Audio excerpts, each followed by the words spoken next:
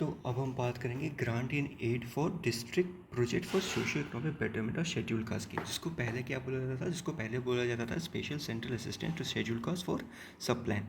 ठीक है, अब इसका नाम चेंज हो गया, ग्रांट इन एड हो गया। हमने ऑलरेडी PMAJ स्कीम में देख लिया है।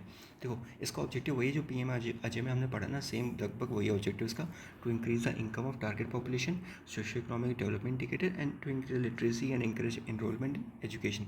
ठीक है, देखो इसमें जो टाइप्स ऑफ प्रोजेक्ट है ना, इसमें basically different types of project की बात होती है। जैसे पहले हो गया कंप्रिहेंसिव लाइवलीहुड प्रोजेक्ट। इसमें क्या होगा, इसमें स्किल डेवलपमेंट फोकस होगा। ग्रांट फॉर क्रिएशन एक्विजिशन और एसेट की बात करेंगे। अब देखो जैसे हमने PMAJ में पढ़ा था कि जो 10,000 रुपये पहले मिलता था ना, 10,000 रुपये से बढ़ाकर अब 50,000 कर दिया गया है। 50,000 या फिर जितना एसेट का कॉस्ट है उसका 50%, दोनों में से जो कम है वो उसको ग्रांट के रूप में दिया जाएगा। ठीक है, और इंफ्रास्ट्रक्चर डेवलपमेंट में फोकस रहेगा। और देखो कुछ अदर इंफ्रास्ट्रक्चर डेवलपमेंट पे भी हम ध्यान देंगे इस स्कीम के अंदर, जैसे हॉस्टल और residential school for SC majority villages.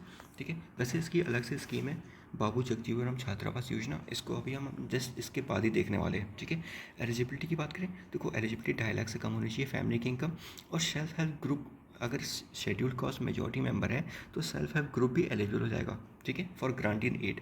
अब कुछ कुछ कंडीशन दिए गए हैं, जैसे जो टोटल ग्रांट दिया जाएगा उसमें 15% जो है ना टोटल ग्रांट वो वुमेन को दिया जाएगा, शेड्यूल कास्ट वुमेन को दिया जाएगा।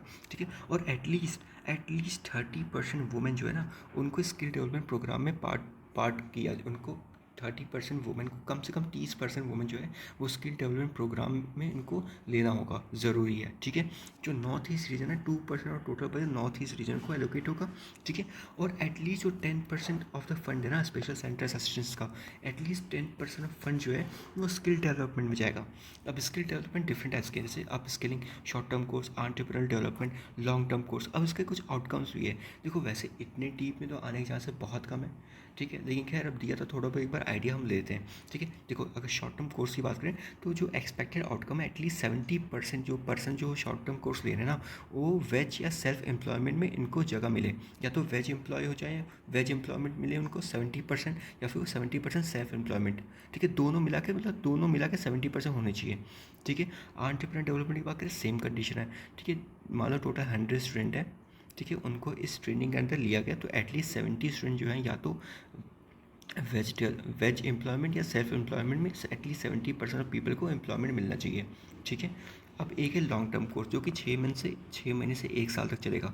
ठीक है, लॉन्ग टर्म कोर्स में सेम चीज़ है, एटलीस्ट 70% एम्प्लॉय होने चाहिए, चाहे वो वेज एम्प्लॉयमेंट हो या वो सेल्फ एम्प्लॉयमेंट हो। लेकिन उसमें जो 70% है, मान लो 100 स्टूडेंट हैं, उसमें से 70% आपके उनको प्लेसमेंट हो गया। इस 70% जो है ना वो वेज एम्प्लॉय होनी चाहिए। ये कंडीशन है लॉन्ग टर्म कोर्स का। वैसे बहुत ज़्यादा डीप है, इतना डीप जाएगा नहीं। ठीक है, अब एक लास्ट ये बच रहा हमारा जगजीवन राम छात्रावास योजना। तो अगला स्कीम बनाए कि इसी में ले लिया जाए इसको, अगला स्कीम बनाते हैं। ठीक है, मतलब अगला वीडियो बनाते हैं, इसमें एक्सप्लेन कर दिया जाएगा इसको।